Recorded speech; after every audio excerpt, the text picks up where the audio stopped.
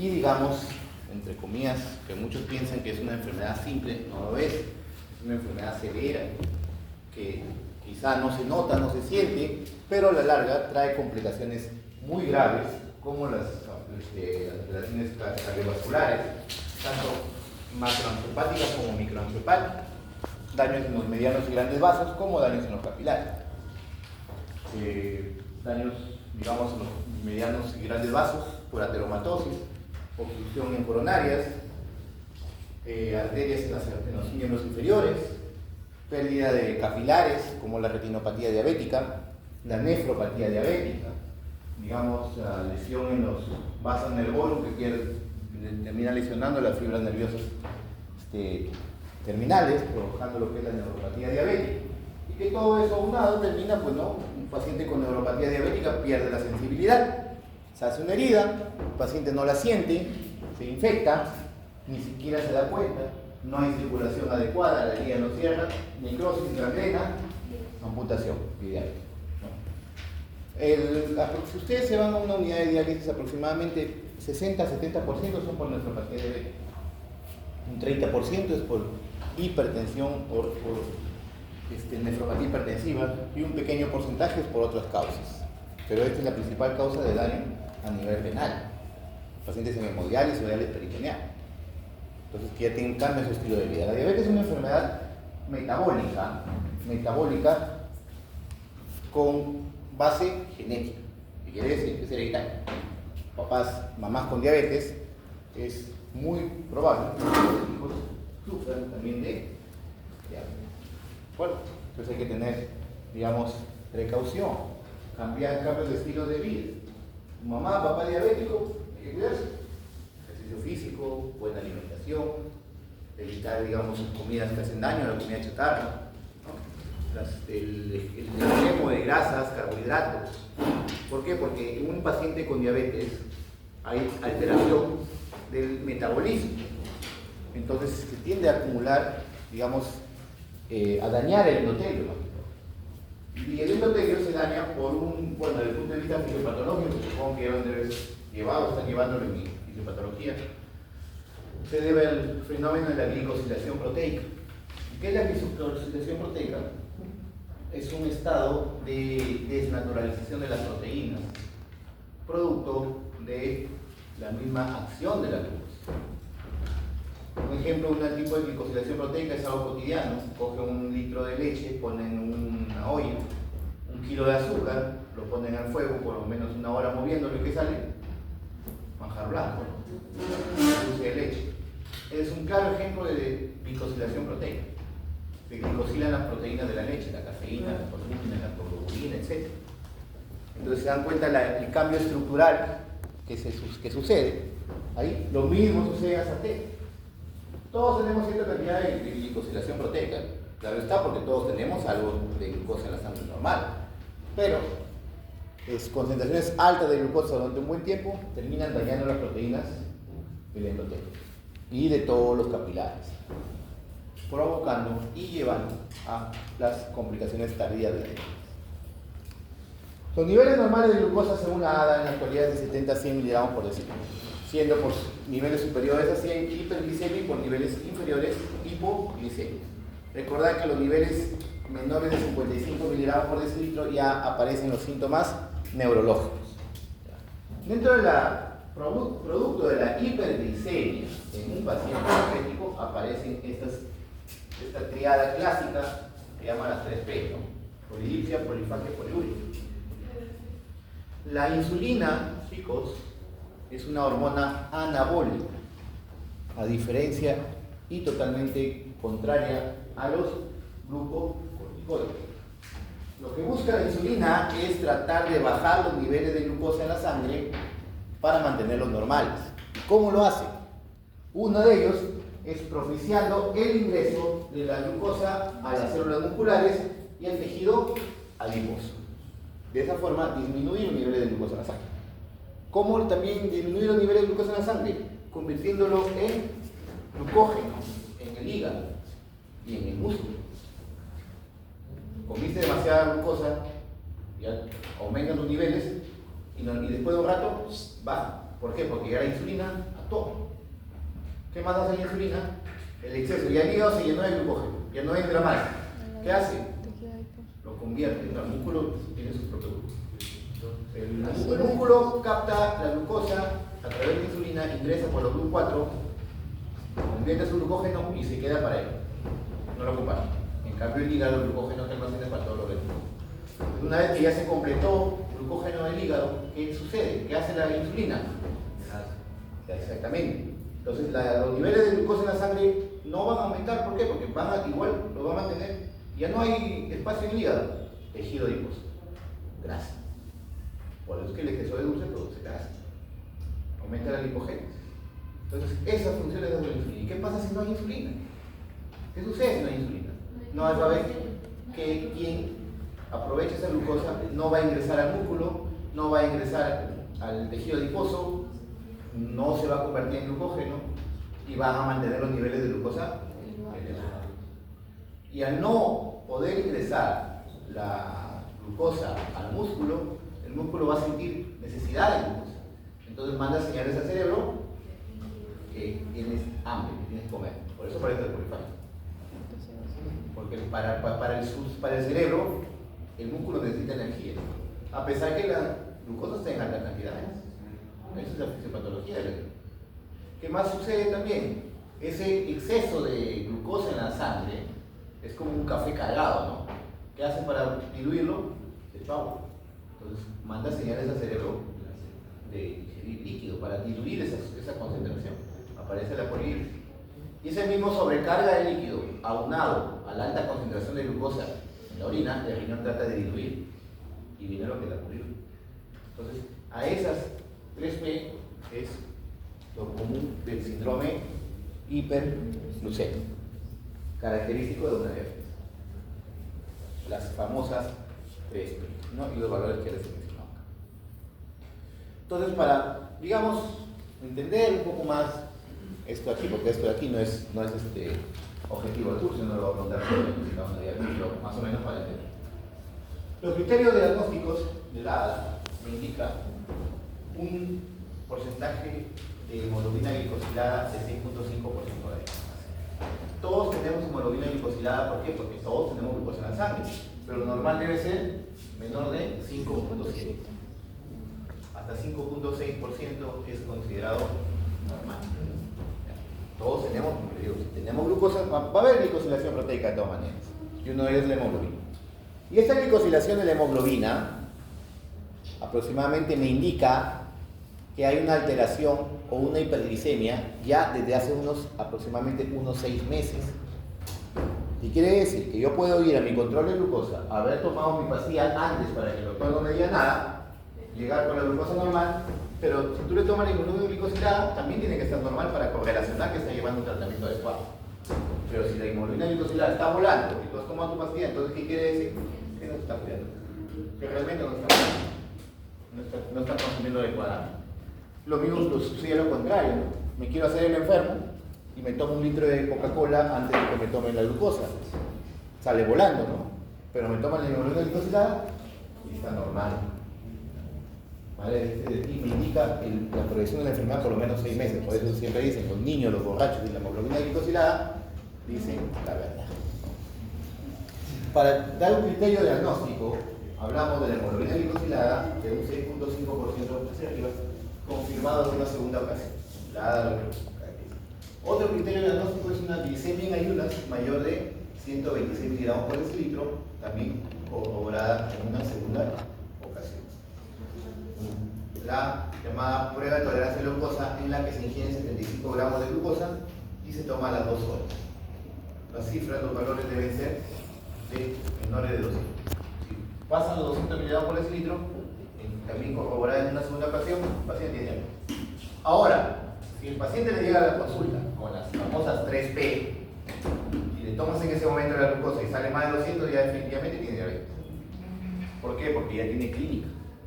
Ya hay un cuadro de hiperglicemia, de hiperosmolaridad, que está provocando las 3P. Ya les expliqué por qué se producen esas 3P. La clínica más. ¿De acuerdo? Pero ahora, si encontramos valores entre lo normal y la diabetes, por ejemplo, ejemplo acá, 5.7 a 6.4, 100 a 125 o 140 a 199, se le diagnostica con un riesgo aumentado de diabetes o llamado prediabetes. Esta ventana de acá, este espacio, prácticamente es un paciente que ya está encaminado a sufrir de diabetes. Le falta poco, pero puede regresionar a la normalidad con una adecuada alimentación, adecuado estilo de vida, adecuada, digamos, un tratamiento adecuado, puede regresar. Ojo, que la diabetes no se cura, solo se controla. Pero antes, evitar de que empiece la diabetes. Porque una vez que el paciente debuta con cualquiera de estos criterios, tiene diabetes de por vida. Que haya o tenga una diabetes controlada es una cosa. Porque a veces, no, yo tengo diabetes emotiva. Eso no existe. Porque si hubiera la diabetes emotiva, imagínense cuánto diabético habría acá al ver el examen de farmacología. No existe. Una vez que debutan con diabetes, tienen diabetes. Que se controle, que haya un cuadro de estrés emocional, una emoción intensa, que te eleve la glucosa, es porque tu insulina no la regula. Es porque es diabetes. ¿Y por qué se eleva la glucosa? Porque ¿qué sucede en el estrés? Se liberan cortisol y catecolamina. Aumenta catecolaminas, aumenta el cortisol y la glucosa pues se dispara. Y si no hay un control insulínico adecuado, se va hasta el infinito y más allá la glucosa. Muy bien. Acá también, para que tengan una idea y entiendan también de lo que estamos hablando, tenemos clasificación de la diabetes tipo 1, que es autoinmune, la diabetes tipo 2, y aquí vamos a hablar un poco más de ello. Tenemos otros tipos específicos, y la diabetes mellitus gestacional, que es provocada por el lactógeno placentario. Entonces, la patogénesis de la diabetes tipo 1 es clásica, es autoinmune. Así es.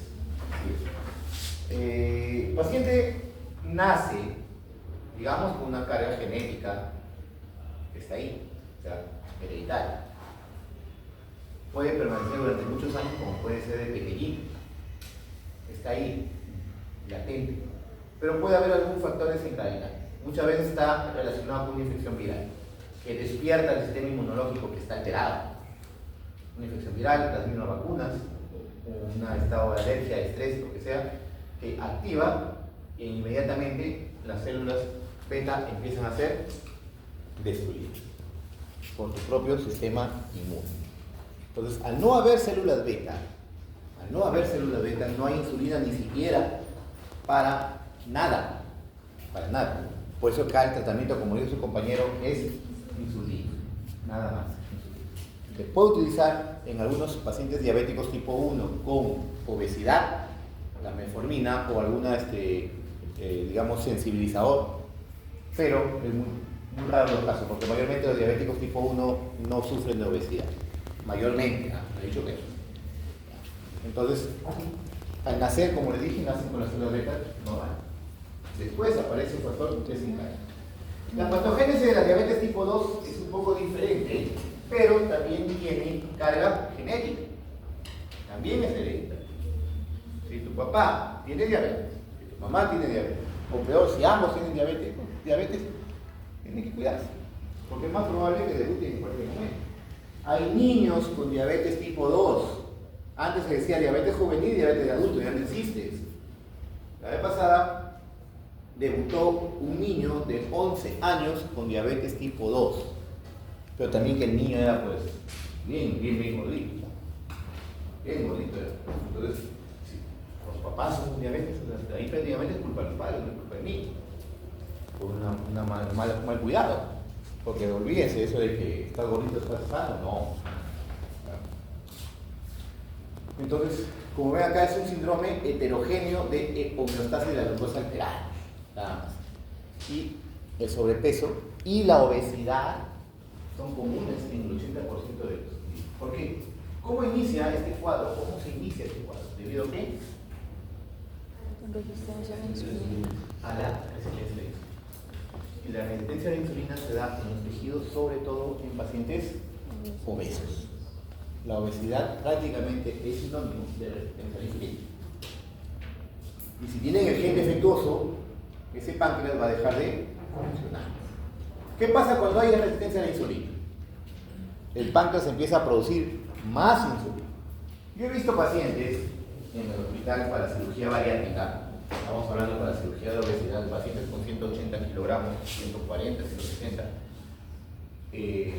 grandazos, y algunos no tienen alteraciones de la glucosa, pero si tú le tomas niveles de insulina, están volando, pero no tienen el gen, no tienen ese gen, entonces el páncreas va a seguir funcionando, sobreesforzándose pero funcionando.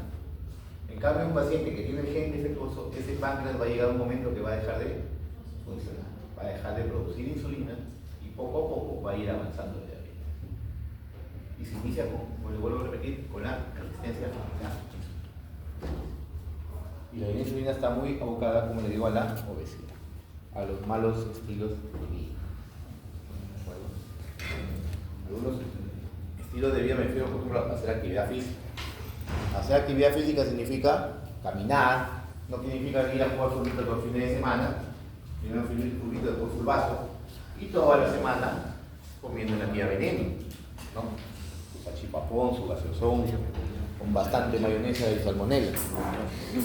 Entonces, eso no es. Cuando me refiero a actividad física es diario, una caminata, 30 minutos. Ojo que hacer cola para esperar ascensor no cuenta. ¿Ya? Subir escaleras, bajar escaleras. Ustedes están jóvenes todavía, no tienen problemas en las articulaciones como uno. Yo ya tengo problemas en la rodilla. Pero todavía, o sea, están jóvenes. Entonces, los estilos de vida es importante. El tratamiento se va a centrar en 3 objetivos totalmente relacionados con mejorar la utilización celular de la glucosa, como ya lo hemos mencionado, y otro nutriente, ya que la insulina no solamente actúa en el metabolismo de los carbohidratos, sino también proteínas y lípidos.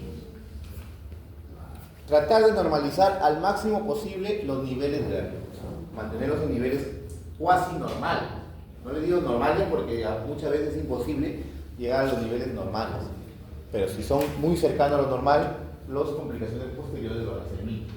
Y por último, lo que les dije, prevenir un buen número de graves complicaciones. Porque las complicaciones de una diabetes de larga data no tratada son graves.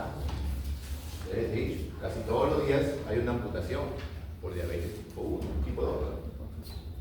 Casi todos los días. Pacientes con infarto agudo del miocardio, pacientes con ACV isquémico. Todo eso conlleva, y esto que la diabetes mellitus también está ligada a la hipertensión arterial. ¿Por qué? Porque provoca la falta de insulina, provoca, digamos, la desnaturalización proteica, provoca formación de ateromas, rigidez en los vasos sanguíneos y que te conlleva hipertensión. Todo está ligado. Eso no es una enfermedad. Entonces, el tercer objetivo, digamos, el más importante, es evitar las complicaciones. Porque como yo les vuelvo a decir, la diabetes no tiene cura.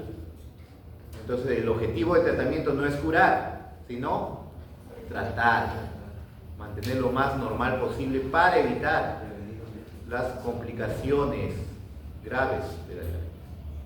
Pacientes ciegos por diabetes, desprendimiento de retina por retinopatía de diabetes, es común también. Y muchas veces los pacientes relacionan de que, y lo dicen y ustedes lo van a escuchar, yo empecé a perder la vista desde que empecé a usar insulina. ¿Pero por qué creen que empezaron a usar insulina? Porque ya el tratamiento oral ya no servía. Antes se clasificaba la diabetes en diabetes tipo 1, bueno, antes se clasificaba diabetes insulino dependiente y diabetes no insulino dependiente. Pero ahora, pues, cuando una vez que el tratamiento ya deja de funcionar, o sea, ese páncreas ya, por más que lo han exprimido ya, el páncreas ya no hay nada, porque los fármacos provocan, aumentan lo que es o estimulan la secreción de insulina, mas no provocan la producción, no aumentan la síntesis de insulina.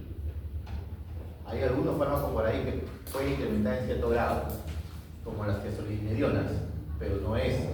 Los fármacos secretagogos aumentan la secreción. Va a llegar un momento en que ya el páncreas, por más que lo expriman, ya no bota ni una gotita de insulina.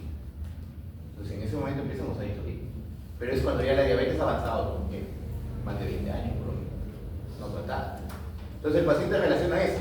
Yo no me pongo insulina porque me deja ciego, Porque el vecino se quedó ciego después de usar insulina. ¿Pero por qué? Porque ya la diabetes ya dañó pues, la retina. Otro dice, no, desde que me uso insulina me dializan. Igual, es porque ya dañó. Y el daño es irreversible. Lo único que se hace es evitar que siga avanzando. Entonces, el tratamiento va a ser por insulina y antidiabéticos orales. Vamos a sacar la clasificación más detallada. Las insulinas, que tenemos las insulinas rápida, intermedia y prolongada, que determina de acuerdo a su duración de efecto o acción. Tenemos la ultra rápida, que es la Lispro. Tenemos la regular, que es la más utilizada. Ya, esta de aquí se puede utilizar tanto subcutánea como endovenosa. Las demás solamente subcutánea. Tenemos la versión intermedia o lechosa, que es la NPH. Y tenemos la ultralenta, que es la Gilargine. Dentro de los antidiabéticos orales, los primeros que se sintetizaron son los secretagogos. El mismo nombre lo dice, secretagogo, aumenta la secreción. Tenemos las sulfonilurias, las primeras que se utilizaron, las más conocidas. Tenemos acá la glibenclamida. Vamos a ver cuando vayan a suceder un centro de salud y lo llevan por postal. Glibenclamida, o llamada también gliburida. Y el nombre comercial, que a veces los pacientes se dicen incluso cómo se llama, es la glidiabet. Tenemos también la glimepirida, la glipizida, los de primera generación que se utilizaban como la tolbutamida, clopropamida.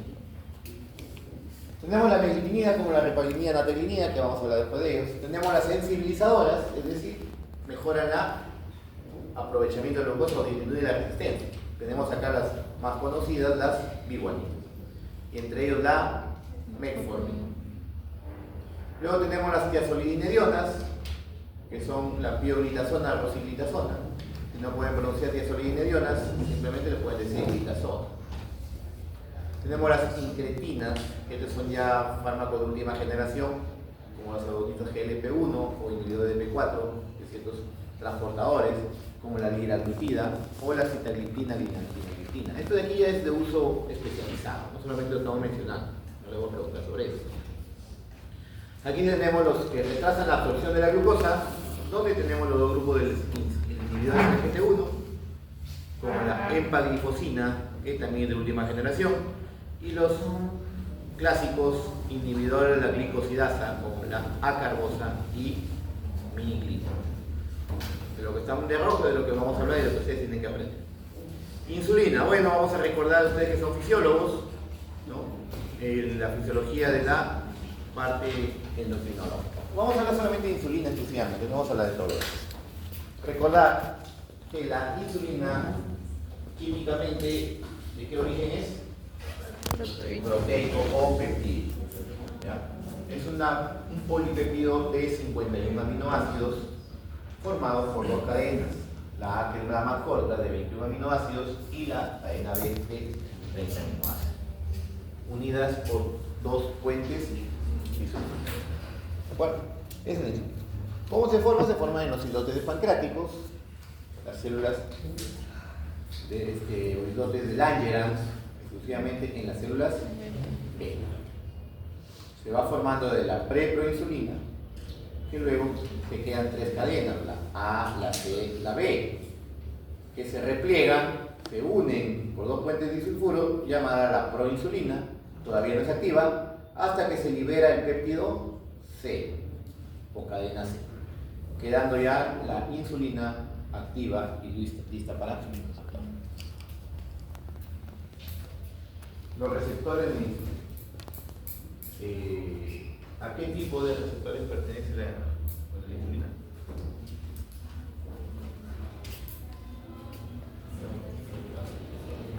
Los grupos transportadores, no es un...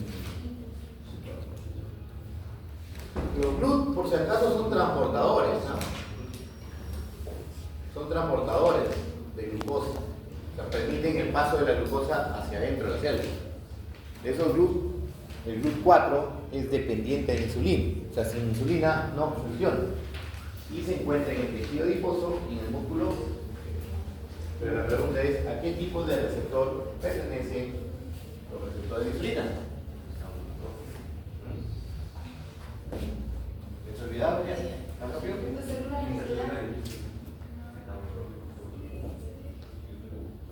Pero bueno. ¿Ah? Nucleares. Ligados a la tirosinquinasa. Es uno de los pocos receptores que hay de este tipo. ¿Ya? Ahí, si lo leen ahí en el tirosinquinasa, dices. Ahí es tirosinquinasa. Bueno, estos receptores que se encuentran en varios lugares del organismo, principalmente como digo, en el hígado, que sirve para formar glucógeno, formar proteínas, la proteogénesis, músculo, tejido adiposo. Pero como les digo, en el músculo y en el tejido adiposo no solamente permiten, digamos, la glucogénesis o la lipogénesis, sino lo más importante, que la glucosa entre. ¿Por qué? Porque ahí se expresan los transportadores glucógenos. El cerebro, la barrera hematoencefálica, no necesita insulina. Las nutres no necesitan, porque imagínense que el cerebro necesita insulina. Un diabético, pues, fuera cantante de reggaetón, pues no llegara energía al cerebro, ¿no? Pero no, el músculo sí y el tejido adiposo. Entonces, como ven aquí, que hace la insulina a todos sus receptores a través de distintas reacciones bioquímicas.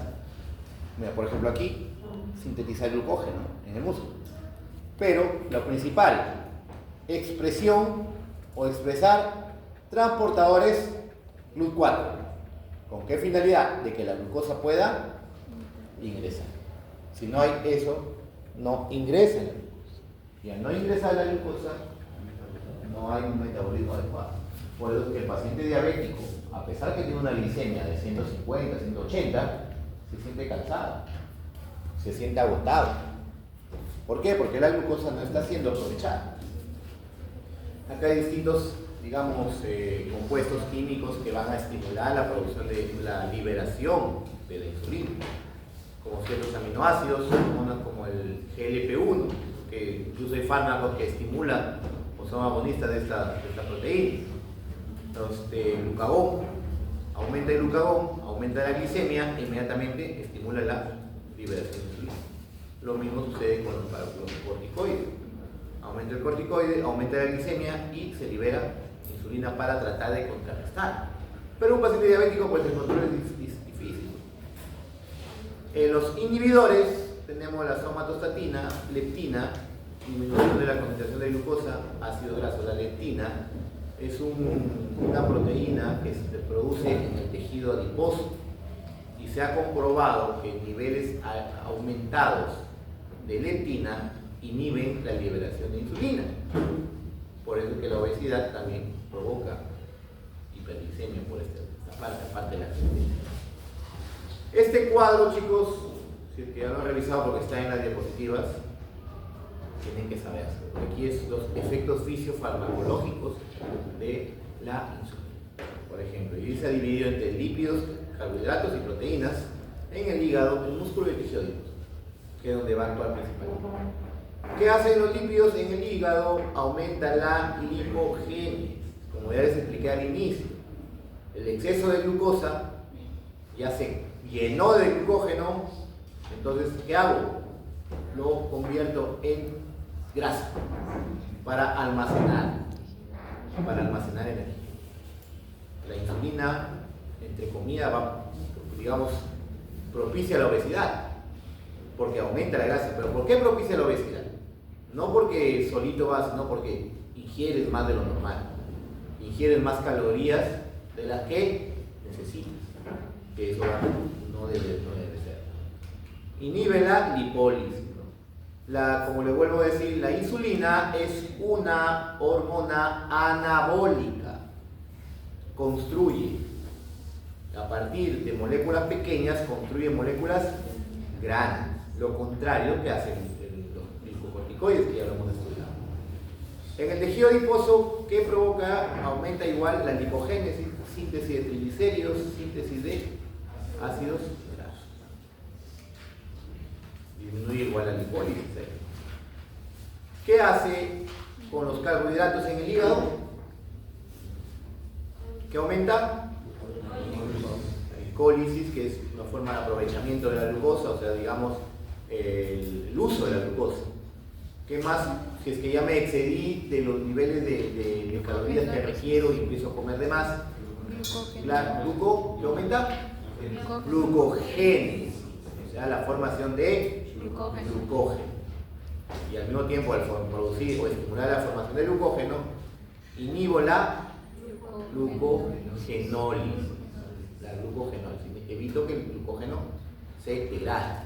Y también evito la formación de nueva glucosa, o sea, la gluconeogénesis. ¿Con qué finalidad? Porque si yo lo que quiero es bajar los niveles de glucosa en la sangre, es imposible que provoque una gluconeogénesis, porque para producir gluconeogénesis tengo que destruir proteínas, tengo que destruir tejido adiposo, sobre todo proteínas, que ahí actúan los carbohidratos, los glucocorticoides. Ahí está lo que les mencioné. En el músculo, ¿qué permite la insulina? La captación, o sea, la expresión de qué transportadores? GLUT4. Aumenta la captación. Y también la glucogénesis, porque ya les mencioné hace rato, el músculo tiene su propio glucógeno. ¿De acuerdo?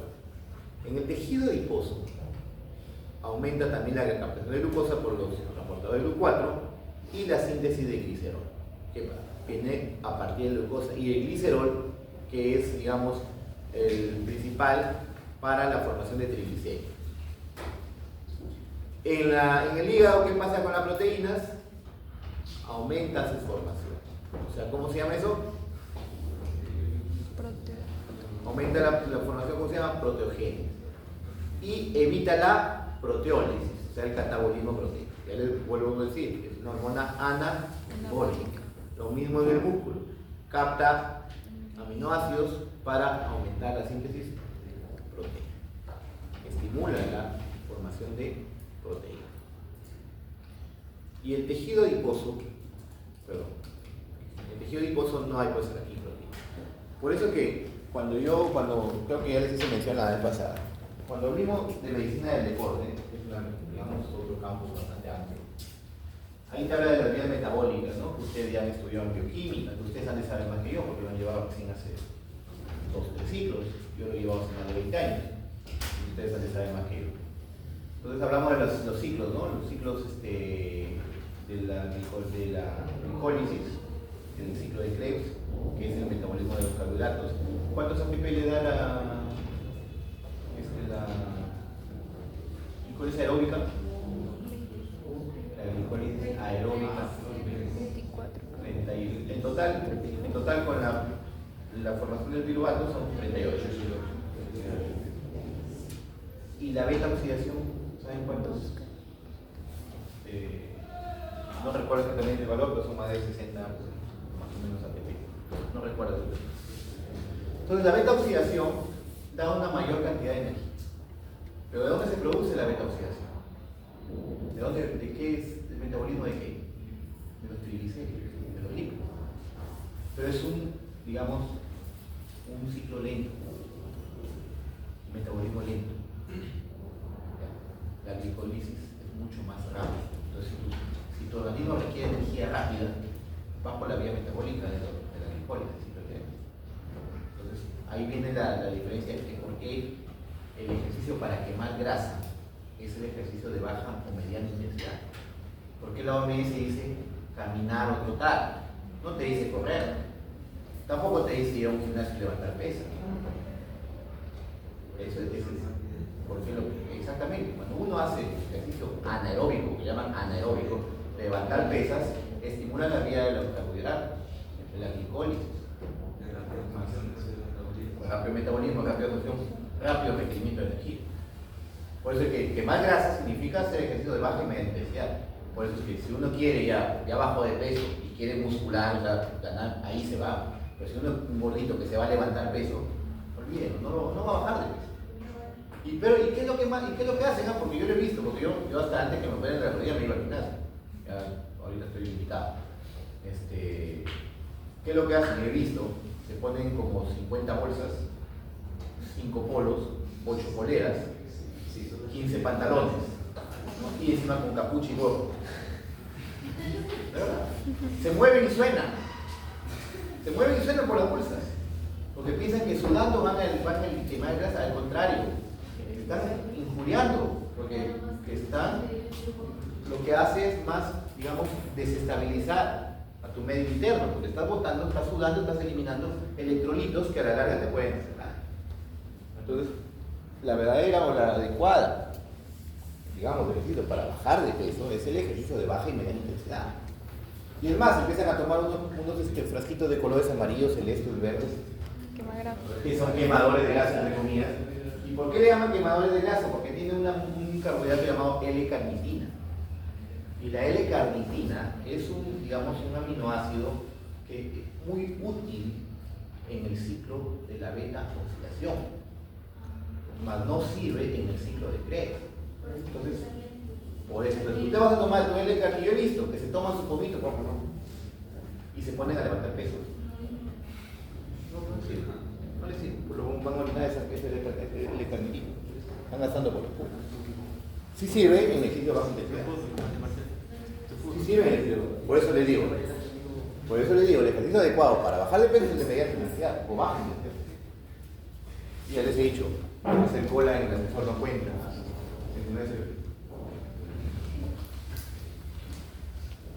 Muy bien, tenemos los tipos y formas de la insulina. Acá tenemos la insulina regular, o R, la que usamos nosotros y tenemos en el hospital, es esta. La insulina regular es la única que se puede usar vía endovenosa. La que tenemos en el hospital es esta, la insulina regular. Es la única, es de acción lenta, rápida. Su efecto máximo en 3 horas. Pero sí un efecto más o menos subcutáneo hasta 7 horas y por vía venosa hasta 60 minutos. Pero por vía venosa empieza a actuar en 10 minutos. Muy útil en las complicaciones agudas de la diabetes. ¿Cuáles son las complicaciones agudas de la diabetes? La cetoacidosis diabética, el estado hipermolar no cetósico. Son situaciones en las que debutan prácticamente los pacientes, porque son complicaciones agudas. Ahí se utiliza esta de aquí por su uso, su acción rápida por vía endovenosa. Tenemos la ultra rápida, hoy llamada Lispro, la Humalog, que es el nombre comercial. Si ustedes se dan cuenta, su efecto inicia a los 15 minutos, vía subcutánea, a diferencia de la media hora que empieza ya. Estas de aquí ya no son para situaciones, como le digo, de complicaciones agudas. Para las complicaciones agudas, le vuelvo a repetir, es el uso de la vía endovenosa, la R o cristalina. Tenemos la de acción intermedia, la NPH, que también tenemos en los hospitales, que ustedes mismos se dan cuenta que el efecto empieza a la hora y su efecto máximo es hasta las 8 horas, pero tiene una duración hasta de 20 horas. Y tenemos la ultra lenta, la glargina, que es la que tenemos en los hospitales, cuya duración es hasta 24 horas. También por vía subcutánea, por si acaso. No se les ocurre administrar por vía endovenosa. Aquí miren aquí la ultra rápida, rapidito, la curva farmacocinética, la regular, la NPH hasta 20 horas, y la glargina, que hace menores picos, pero su efecto es más duradero. Reacciones adversas. La principal reacción adversa de la insulina es la hipoglicemia. Es porque se colocaba insulina y el paciente no ingirió ningún tipo de alimento. La hipoglicemia, ¿qué tipo de reacción adversa sería? Tipo A. Por vía de la acción. El mismo mecanismo, depende de la dosis. Mientras más dosis le das, más hipoglicemia haces. Significa que te provoca valores, como les he dicho, de menores de 70 miligramos por decilitro. Lo primero que aparece en una hipoglicemia es los síntomas adrenales. Usted dirá, doctor, pero también se libera corticoides, sí. Pero ¿por qué no hay efectos de los corticoides? Porque ¿qué les he dicho? Que los corticoides, su efecto es lento, demoran. Y en cambio las catecolaminas disparan y inmediatamente aparece la actividad simpática. Y como pueden ver ahí hay temblores, palpitaciones, taquicardia, ¿sí? Se produce inmediatamente. Luego, si la glucosa baja menos de 55 miligramos por decilitro, aparecen los síntomas neuroglucopénicos, que el nombre lo dice. Pénico significa disminución de la glucosa en el sistema nervioso. Cefalea, falta de concentración, confusión mental. Usted le llega a un paciente que toma antidiabéticos a la emergencia, disvariando, hablando incoherencias, sudando frío, por hacer una diagnóstica, somnoliento. Lo primero que tiene que pensar es una hipoglicemia. Y esto de aquí que te puede avanzar con convulsiones, coma y hasta el infinito y más allá. Muerte. La hipoglicemia mata. Y lo peor es que demora sin actuar y puede dejarte secuelas neuronales. En Puerto Rico creo que hay bastante paciente con eso, ¿no? Que cantan bastante reggaetón. Bueno. Tratamiento exige la administración inmediata de glucosa. Si el paciente está despierto, estás en tu casa, viene tu papá, tu abuelo, se toma antidiabéticos orales y de un momento a otro empieza a golpearse, a golpearte o a hablar cosas que no son, te confunde, no te conoce, lo ves que está sudando frío, menos somnoliento, lo primero que tienes que pensar es una hipoglicemia. Si está despierto, lo primero que tienes que hacer es meterle en la boca cualquier tipo de dulce. La más rápido que se va a absorber es el azúcar, que es lo más rápido que tienes a la mano. Si no, puedes darle chocolate, caramelo, lo que sea. Si está despierto, si está inconsciente, no. Se puede ir por otro lado y aspirarse. Entonces, tiene dos opciones: la vía endovenosa o la vía intramuscular con el glucagón. Esto de aquí no lo van a ver en su posta, olvídense. Pero sí tenemos la vía endovenosa con la glucosa. Aproximadamente, dice la indicación, 25 gramos de glucosa. Ahora yo les hago una pregunta. La glucosa en ampollas porque viene en frasco también al 5 y 10%, pero en ampollas viene al 33%. Ampollas de 20 mililitros al 33%. Si yo quiero 25 gramos, aproximadamente, ¿cuántas ampollas le tendría que administrar?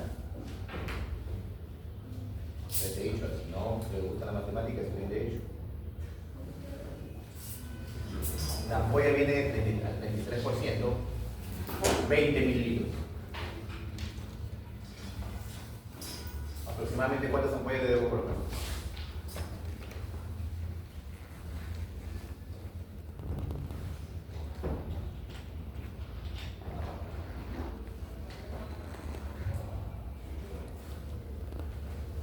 ¿Está acá bien? Mateo se murió esa idea.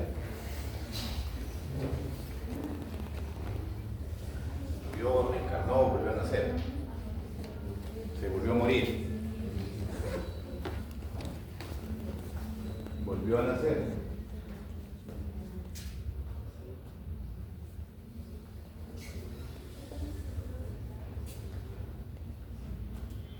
A ver, en un mililitro, ¿cuánto hay?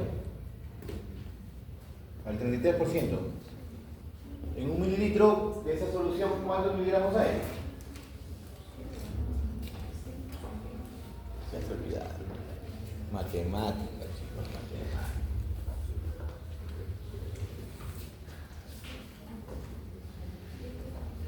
Tabla aritmética. Al 33%, ¿cuánto hay en un mililitro?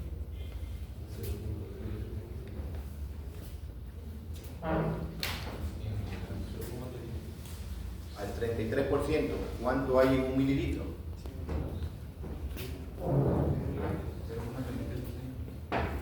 Al 33%, ¿cuánto hay en un mililitro? 330.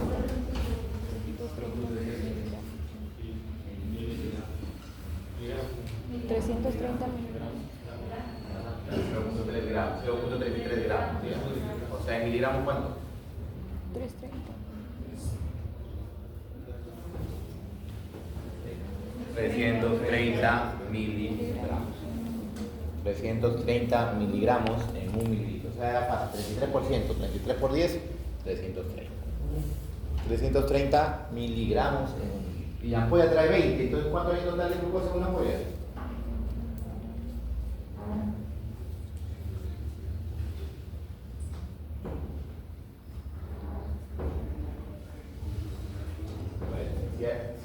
litro trae 330 miligramos. La ampolla trae 20 mililitros. ¿Cuánta de glucosa trae una ampolla? 6.600 miligramos. 6.600 miligramos. ¿Y en gramos? ¿Y en gramos? 6.600 miligramos. ¿En gramos cuánto es? 6,6 gramos. 6.6 gramos. Ahora, si yo quiero administrar de 25 gramos, divido pues 25 entre 6.6. ¿Cuánto sale?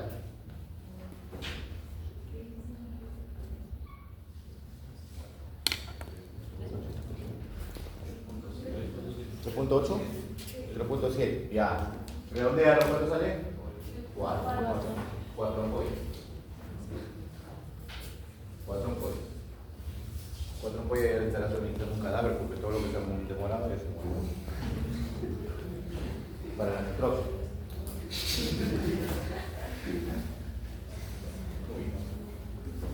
Puede causar reacciones alérgicas. Actualmente las reacciones alérgicas que se dan son extremadamente raras y suceden por contaminantes del preparado, ya que actualmente las insulinas que se utilizan son de origen humano, por ADN recombinante. Antiguamente sí, pues se utilizaban de origen equino, de origen bovino, que provocaba pues, reacciones alérgicas más severas. Pueden también aparecer anticuerpos antiinsulina, que es sumamente raro también que pueda aparecer. Las más comunes de estas afecciones son las lesiones lipodistróficas, que se dan en los lugares de aplicación.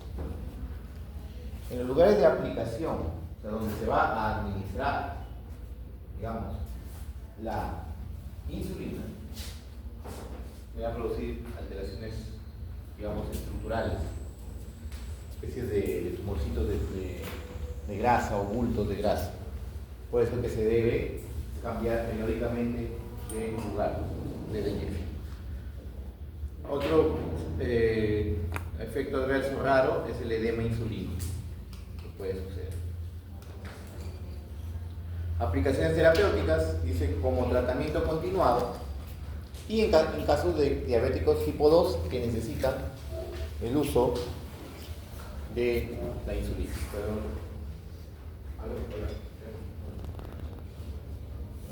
Paciente que tiene que tratar todo el tiempo con insulina.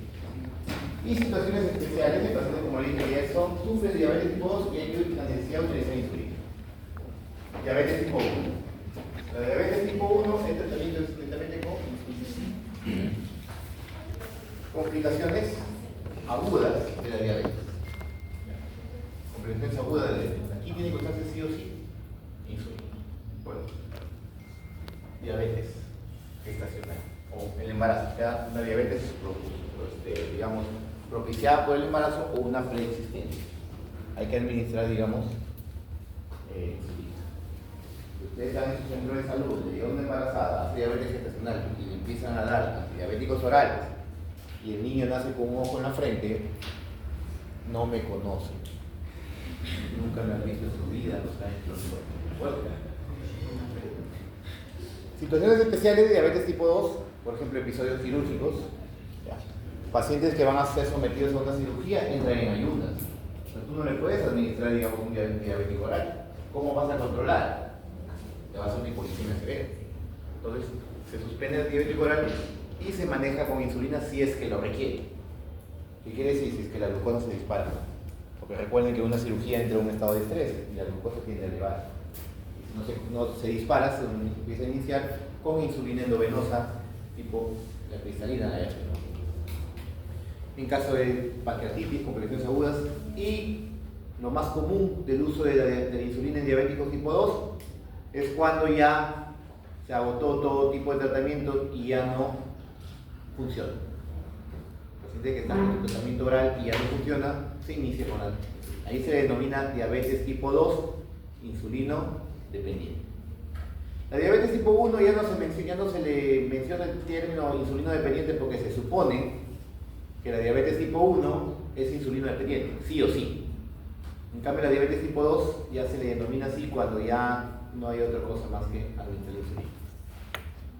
En caso de infecciones severas, sepsis, en caso de algún tipo de cuadros agudos, severos, como infarto miocardio, accidente cerebrovascular, etcétera, hay que utilizar insulina. Modo de administración, como ya dije, mayormente es uso subcutáneo, algunos aplicadores automáticos, etcétera. Eso ya el paciente tiene que saber. Muy bien, hablaremos de los antidiabéticos orales. El nombre lo dice. Se les denomina ADO. Son en sí 4 grupos. Los que aumentan la secreción, estimulan la secreción. Aquí tenemos los llamados secretagogos, los sensibilizadores que van a disminuir la resistencia a la insulina, los fármacos que van a inhibir la absorción de glucosa. Y otros de última generación, como las incretinas, ¿no?, que hemos mencionado hace un momento, los inhibidores GLP-1, etc. Esto de aquí no lo vamos a mencionar, no lo vamos a estudiar. Vamos a hablar de estos 3 grupos que ustedes van a ver en su centro de examen. Entonces empezaremos con los fármacos que van a estimular la secreción de insulina, llamados hipoglicemiantes. ¿Por qué? Porque por sí solos sí van a producir hipoglicemia. ¿Por qué? Porque su acción es estimular la liberación de insulina, y esta insulina que provoca caída de la glucosa, por eso se llama hipoglicemia. Aquí tenemos las primeras que se sintetizaron, las sulfonilureas. ¿Cuál es el mecanismo de acción? Bloquear canales de potasio. Aquí el mecanismo de acción es bloquear canales de potasio. Si ustedes le preguntan el mecanismo de acción de las sulfonilureas, no me van a decir aumentar la secreción de insulina. Es bloquear canales de potasio. ¿Qué sucede cuando bloquea canales de potasio? Al cerrarse, ¿qué hace? Hay una despolarización. Y esta despolarización de la membrana de las células beta provoca una apertura de canales de calcio. Entonces el calcio ingresa, y yo les he dicho, el calcio promueve, el calcio estimula, activa y provoca que las vesículas que están, digamos, los gránulos de insulina se fusionen a la membrana y terminen liberando insulina. Si ustedes mismos se dan cuenta, aquí no habla de producción de insulina, habla de liberación, secreción. Bueno, por eso el nombre lo dice, secretagogos. Si no se les denomina formadores de insulina, son secretagogos. Miren aquí con dibujito. Canal de potasio, viene la sulfonilurea, se bloquea, inmediatamente se despolariza, se abre el calcio, ingresa y se libera la insulina. Miren, qué fácil. En general, todas las sulfonilureas tienen una buena absorción, en un volumen de distribución disminuido, y su metabolismo es hepático y su excreción es renal. Por lo tanto, en pacientes con insuficiencia hepática e insuficiencia renal, ya estadios severos, está contraindicado. ¿Qué se debe administrar en su lugar? Insulina. Insulina es lo último en los pacientes en las que amerita, ¿no? Atraviesa la placenta, como ven ahí, por si acaso. Por eso que están contraindicados en el embarazo. Miren la glibenclamida, la más utilizada, la más común que tenemos, con un tiempo de vida media aproximadamente de 16 horas, con formación de metabolitos inactivos. Miren aquí, su duración del efecto es hasta 24 horas. Hasta 24 horas. Su dosis, bueno, va hasta 20 miligramos al día. Miren la glimepirida, el famoso amarillo, tiene una semivida de 9.2, con digamos, un tiempo de duración también de 24 horas. Su dosis diaria es menor, es un fármaco más potente. Miren la glipizida, semivida de 3 a 7 horas, con una duración de efecto de 12 horas. ¿Cuál es digamos, desde el punto de vista farmacocinético, la importancia entre los tres? Es por la duración del efecto, el tiempo de vida media mayor, que la glibenclamida, que puede provocar, digamos, hipoglicemias más severas y más prolongadas que los otros de los fármacos, ya que su metabolismo es lento, un tiempo de vida media mayor, pero es la más barata y la más usada, estamos en todo el control del mal. Pero eso se utiliza muy útil. Glibenclamida, o ¿cómo también se llama? Liburida. Acciones adversas, ¿cuál sería la principal? Hipoglicemia, pues. hipoglicemia, que puede ser mortal, como se mencionó hace un momento. Hay que tener precaución en ancianos, enfermos hepáticos y renales, puede provocar prurito, fotosensibilidad y lo más común, las molestias gastrointestinales, que son los más comunes. La hipoglicemia puede ser mortal, puede ser. Hay que tener mucha precaución. Muchos de ustedes, los pacientes adultos mayores, que se olvidan que ya tomaron y toman nuevamente. O toman las tabletas y no comen absolutamente nada. Pues eso te va a llevar a hipoglicemia. Te va a llevar a hipoglicemia. Fármacos que van a potenciar su acción, tenemos el alcohol, los antiinflamatorios, salicilatos, fibratos, inhibidores de la MAO, malito. Estos fármacos van a provocar o van a tener, digamos, que sean propensos a tener una hipoglicemia, ya que potencia su acción. Disminuye su acción, ¿cuáles son los principales aquí? Los glucocorticoides. ¿No ven que los glucocorticoides son hiperglicemiantes? Aumentan la glucosa. Aumenta la glucosa, ya lo saben porque lo hemos estudiado. Y pues si aumenta la glucosa y yo estoy dando un fármaco para disminuirlo, pues va a disminuir su acción. Tenemos diuréticos como la furosemida, tiazida, la fenilidatoína o fenitoína, ácidos nicotínicos, segundos inmunosupresores, y el uso de estrógenos pueden disminuir la acción de la sulfatiluria. Entonces aquí tenemos la glibenclamida, estimula la secreción de insulina por la célula beta del páncreas, bloqueando sus receptores de potasio. ¿Ya? ¿Qué más produce? La reducción de la producción hepática de glucosa. O sea, evita la ¿qué evita? La glucogenólisis. Ya lo hemos dicho hace un momento.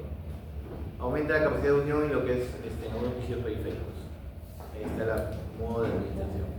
Indicaciones de diabetes tipo 2, cuando ya, digamos, no se pueda controlar mediante dieta o algún otro tipo de cambio de vida o de estilo de vida. Contraindicaciones. La primera, la vieja confiable, hipersensibilidad. ¿De acuerdo? Diabetes tipo 1 no sirve. ¿Para qué le vas a dar? Si no hay células beta. Las complicaciones graves, cetoacidosis diabética, estado hiperhormonal cetosis, insuficiencia renal y hepática grave, embarazo, lactancia, pacientes que se van a operar o se crea una infección severa o traumatismo grave. ¿Qué se debe usar en su lugar? Insulina. Yo me acuerdo que unos ciclos puse una pregunta así similar.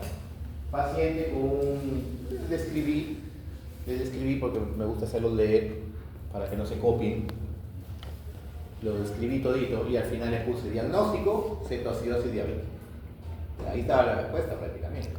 Le puse alternativas. ¿Qué fármaco debo administrar? Le puse A, glibenclamida, B, metformina, C, insulina. La D le puse naproxeno y la E le puse desenfriolito. Se ríen, hubo uno que marcó desenfriolito. Ahorita me acuerdo. Sí, porque es un motivo de mí. Entonces, le puse la alternativa, miren, de ahí descartar dos que no sirven. Te quedas con metformina, glibenclamida e insulina. Y si yo les estoy explicando, una cetoacidosis diabética, ¿cuál es y la mayoría me marcaron glibenclamida. Eso voy. No leen, no estudian. La mayoría me marcó. Y la respuesta, como les digo, yo les hago leer un poquito, ¿no? Pero la respuesta está ahí. Así le voy a poner una pregunta al próximo ciclo, ¿verdad? Tenemos la meglitinidas. Tenemos las meglitinidas. Las meglitinidas, donde está la repalinida, la natrilinida, son fármacos que van a actuar, su mecanismo de acción es idéntico a las sulfonilureas. Con una pequeña variación que se une en el mismo bloquea el canal de potasio, pero se une en un sitio diferente a la de la sulfonilurea. Se une de una forma, digamos, diferente. Por ejemplo, pongamos que la sulfonilurea se une por acá, las fitas de la medigliptinidas se unen por acá. Pero igual bloquea canales de potasio. ¿Y qué hace? Como ven acá, despolariza la membrana, abre calcio, ingresa el calcio y se libera la insulina. O sea, actúa igual, con una ventaja. Una ventaja que dice ahí. Cuando la glucosa baja de niveles de 55 miligramos por decilitro, el fármaco se inactiva. Y la membrana celular se repolariza rápidamente y deja de, digamos, de producirse o de liberarse insulina. O sea, es un fármaco que sí va a producir hipoglicemias, pero no van a ser severas. No van a ser severas. No van a ser severas. Hasta 55 inmediatamente el fármaco deja de hacer efecto. Esa es la diferencia. Su principal, digamos, utilización es aquí, en el periodo postprandial. ¿Qué quiere decir? Después de un alimento. Es que hay algunos diabéticos que pueden estar controlados todo el día, pero cuando ingieren comida o ingieren cualquier alimento, la glucosa se dispara considerablemente. Entonces ahí va y de forma, digamos, ideal este fármaco. Son fármacos que van a actuar rápidamente. En su concentración plasmática de 30 a 60 minutos, o sea, en 30 minutos ya está actuando. Pero su duración es corta, de 4 horas. Un metabolismo hepático, una excreción biliar 90%, un 8% recto. Como decía, rápida aparición de efecto y corta duración de acción. Entonces, ¿eso a qué lleva? Por ejemplo, como lo dice acá, administrar unos 15 minutos antes de las 3 comidas principales. Entonces, ¿cuáles son sus indicaciones? Aquí. Hiperglicemia postprandial intensa. Ahí es donde van muy bien indicados los fármacos.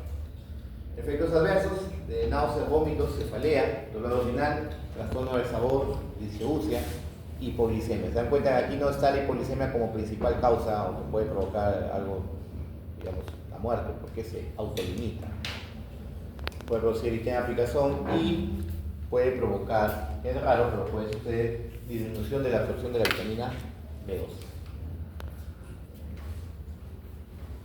Las interacciones, el fármaco que va a aumentar el metabolismo, o sea, inductores enzimáticos, como la rifampicina barbitúricos, van a disminuir la acción de las medigliptinidas. Fármacos que van a disminuir el metabolismo, o sea, inhibidores enzimáticos, que pueden provocar un efecto adverso por potenciar la acción del fármaco. El efecto hipoglicemiante puede ser potenciado por los IECA, alcohol, los AINES como el ibuprofeno, naproxeno, o puede ser reducido por los anticonceptivos orales, corticoides y hormonas tiroideas. Hay que tener en cuenta. Ahora tenemos los fármacos que disminuyen la resistencia a la insulina. Estos fármacos no van a producir hipoglicemia. Lo que van a hacer es evitar que la glucosa se eleve. No van a disminuir, sino van a evitar que se eleve. Por eso viene el término de anti-hiperglicemia. Tenemos las biguaninas, la más común. Ya tenemos la metformina.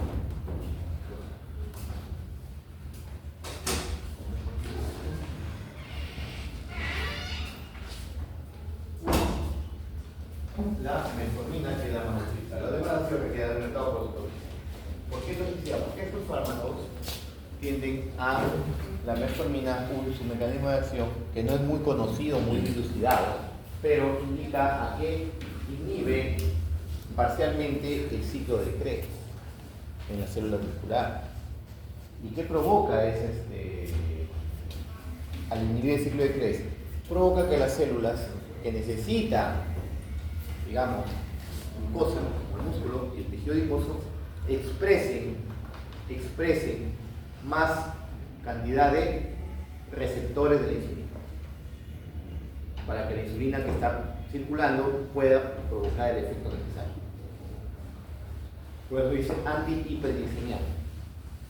No produce hipoglicemia, como dije. Reduce la hiperglicemia basal y postprandial.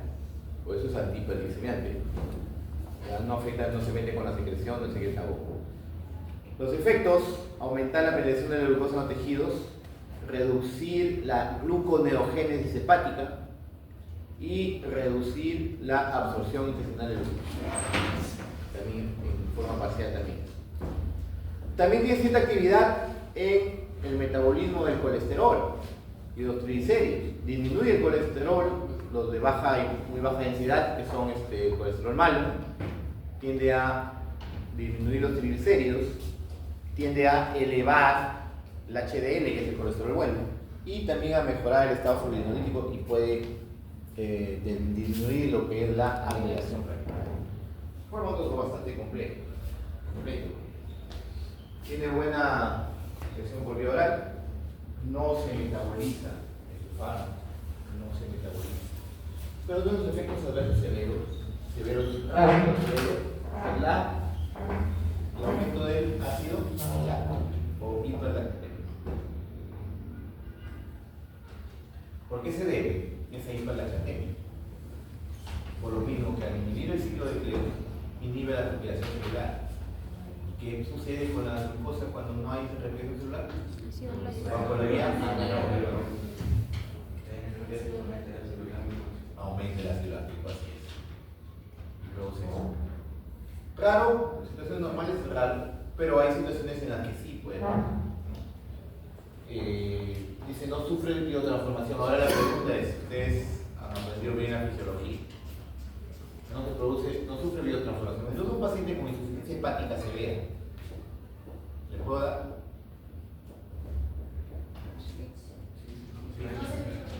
Se metaboliza. Amplíen su conocimiento. Ustedes se sienten biotransformación, ¿no? ¿Qué sucede a un paciente con insuficiencia hepática? ¿Cómo está el ácido láctico? ¿Por qué está elevado el ácido láctico en un paciente con insuficiencia hepática? Porque el metabolismo del ácido láctico es por vía hepática. Entonces el hígado no lo va a metabolizar. Entonces un paciente que está con insuficiencia hepática y le da metformina puede tener hiperlactatemia.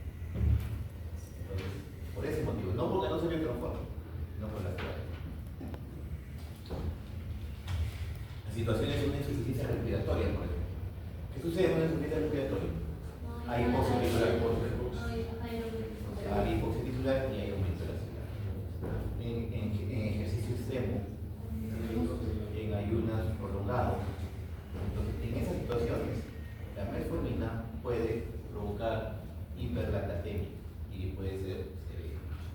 Porque después por sí sola es muy raro.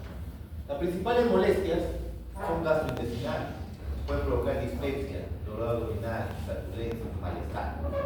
Incluso, pero eso es temporal. Si el paciente se adapta al uso de la metformina, después desaparecen esos síntomas. Pero muchas veces, los pacientes en lugar de tratar de adaptarse, dejan de tomar la metformina porque les cae mal. Pero está relacionado mucho con la alimentación. Porque si va a tomar metformina y va a estar alimentado con cualquier cosa, le va a producir dispepsia. Dice reacción más grave, pero puede ser letal. ¿Cuáles son las situaciones como ven aquí? Cetoacidosis diabética, y está bien para lograr los dos, alcoholismo, ayudo, dieta cautelar de peso, shock, crisis hepática. Aplicaciones en diabetes tipo 2, definitivamente, sobre todo en obesos. La principal indicación en obesos, ¿por qué? Porque disminuye la resistencia a la insulina. También se utiliza en pacientes no diabéticos para reducir peso. ¿Por qué? Porque como ya les he dicho, ¿qué hace la obesidad? Resistencia a la insulina. En un paciente no diabético, igual hay resistencia, igual hay insulina. Por más que se eleve la insulina, no se va a aprovechar. No se va a aprovechar, y no solamente por el hecho de que va a sufrir diabetes, sino que va a haber insulina y no se va a aprovechar adecuadamente. Entonces sirve también para los pacientes obesos que no son diabéticos. Sirve también en algunos pacientes con diabetes tipo 1, con obesidad también, para mejorar el aprovechamiento de la insulina exógena que está administrada. Pero hay que tener precaución porque podría producir policemias.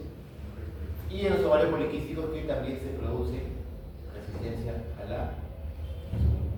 Más que resistencia a la insulina, es liberación. Los ovarios poliquísticos provocan aumento de andrógenos. Ya, y los andrógenos, que son hormonas masculinas, en las mujeres alteran todo el metabolismo. Y uno de ellos es aumentar la resistencia a la insulina y disminuir los niveles de insulina. Tenemos las tiazolinedionas, o llamadas glitazonas, como ellos no lo pueden pronunciar porque es un poquito difícil. Tenemos la pioglitazona, la rosiglitazona. ¿Cuál es su mecanismo de acción? Estos de aquí son antihiperglicemiantes que son agonistas parciales de los receptores PPAR. ¿Qué significa PPAR? Está su sigla de inglés, que son receptores agonistas parciales de la proliferación de los peroxisomas. Receptor, activador de la proliferación de peroxisomas.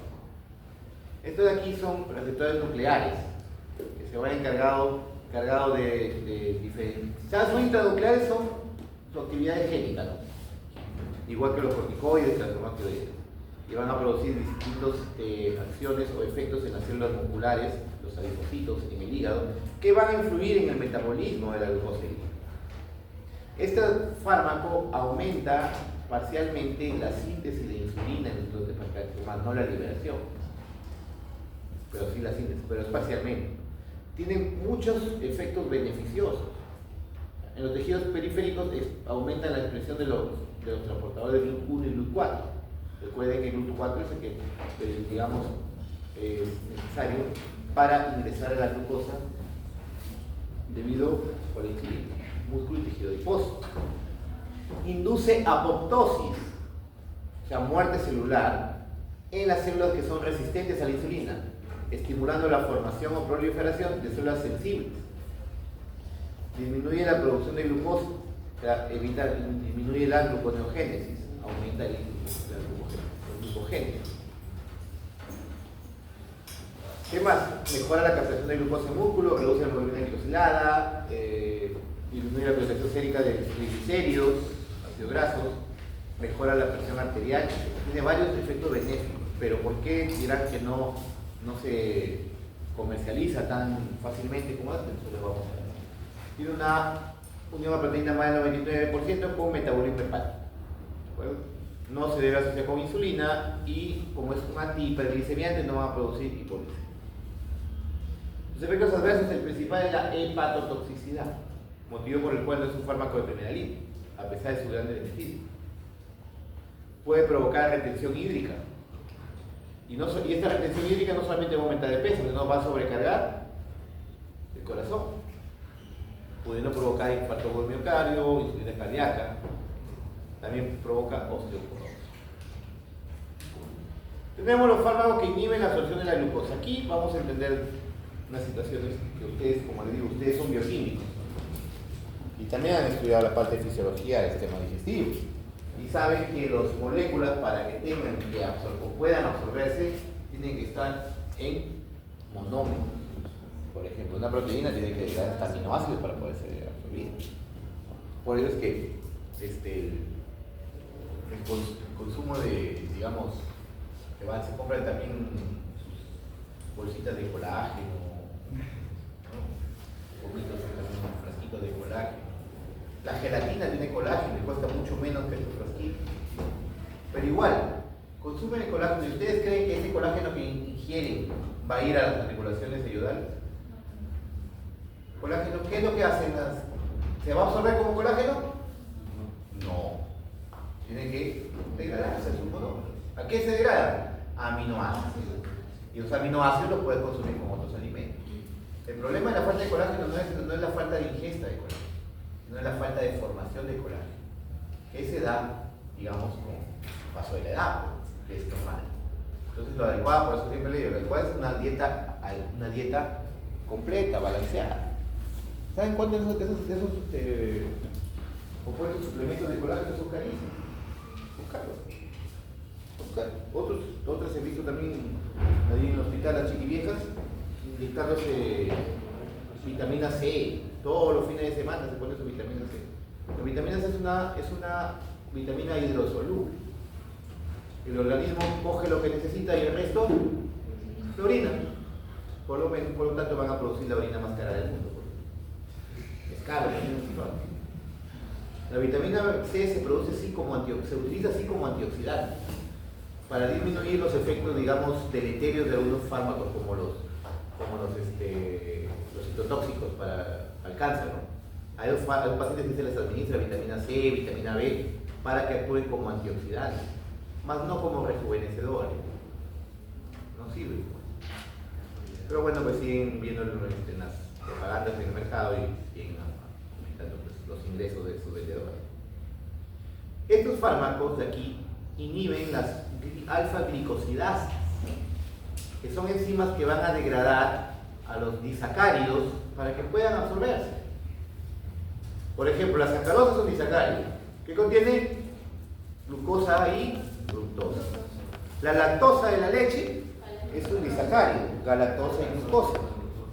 También este azúcar que es la maltosa, que se encuentra bastante en ese líquido con una espuma que toma cerveza y está más Zimbabue, más inocente también.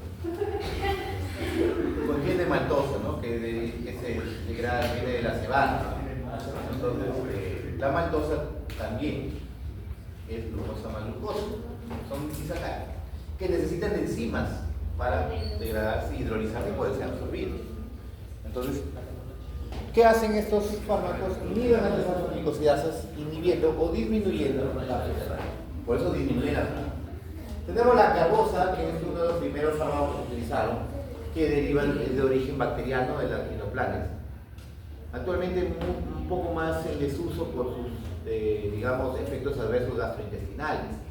Esto de aquí no solamente tiene acción inhibiendo las alfa-glicosidasas, las disacaridasas, sino que también inhibe a la amilasa. Entonces, evita la degradación de almidón y eso provoca indigestión, pesadez, dispepsia, molestias gastrointestinales mayores. Por eso es que actualmente ya se usa menos, pero sí es muy útil, sobre todo en pacientes que tienen tolerancia deteriorada a la glucosa. O sea, ¿cómo se llama? Prediabetes. Ahí va muy bien porque les retorna, no progresa o evitan el progreso de una diabetes. Pero eso sí, pues, digamos, provoca molestias gastrointestinales. Por eso, para evitar esas molestias gastrointestinales, es preferible utilizar una dieta pobre en disacáridos. Pobre en disacáridos. El militol, este de aquí sí es más moderno este fármaco, inhibe la mayoría de alfa-glicosidasas sin interferir o sin inhibir a las amilasas, ¿no? Sin afectar a la amilasa. Por lo tanto, los almidones, si se degradan y se evitan esas molestias exageradas como el producto de la glucosa. Dentro de su uso también muy útil para detener la progresión de la prediabetes a diabetes. En caso de ya en pacientes diabéticos, por sí solos no sirven estos fármacos. Debe administrarse junto con una sulfonilurea o junto con una metformina, sirven como coadyuvante. Pero en pacientes con riesgo aumentado de diabetes o prediabetes, ahí sí, por sí solos, son bastante útiles. Las reacciones adversas principales son las gastrointestinales, debido a la fermentación de los hidratos de carbono no absorbidos, en este caso los disacáridos. Puede producir dolor abdominal, diarrea, gordurismo, etc. Pero el cuerpo se va adaptando conforme va avanzando el tratamiento, al igual que la metformina que les comenté al inicio. Y para evitar que sigan esos efectos adversos es disminuir la ingesta de disacáridos. Por ejemplo, como tomar las bebidas sin azúcar, evitar las gaseosas con azúcar, etc. No producen hipoglicemia por sí solos, pero sí se administran junto a otros fármacos. En caso de insuficiencia hepática, es mejor no administrar con su metabolismo ahí, que puede provocar más bien elevación de enzimas hepáticas. Muy bien. ¿Preguntas? ¿Ninguna? Unos 5 minutos de break.